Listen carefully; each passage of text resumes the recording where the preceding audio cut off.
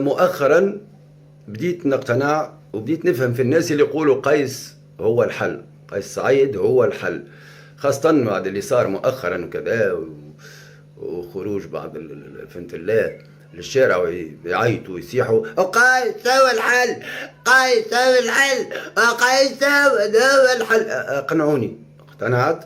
فما حجج وفما ديزارجيمون يعني بيان ديتيرميني يخليوك تفهم انه هو الحل، فعلا قيس هو الحل. خاصة الايام هذه عاد قربة الحملة وكذا. يرضوني بعض الافراد منطقيين، معناها فما اللي يكلمك معناها يقول لك قيس هو الحل، قيس بالنقر وعلوق قرش هو الحل، قيس هو الحل. فمقنعين على الاخر ويخليوك تفكر تراجع حساباتك وكذا. كما اليوم الصباح مثلا عرضني رجل كي معناها اقنعني قيس هو الحل، هو واحدة كنت قيس هو الحل. اقنعني، حسيته مقنع فعلا. قيس هو الحل، قيس هو الحل. البرلمان هو الحل، الهيئات الدستورية، حل مجلس أعلى القضاء، حل الحدود لأفريقيا جنوب الصحراء اللي واستوطن الأغراب في وطني. عنده كيصب لي نحل ما عم بالوش يحل. قيس هو الحل. يحل اللي يجي قدامه. كان المشكل ما يحلوش، يحل لهم في الجنة ذراع، البصاع يولي فهمت الله دلاع.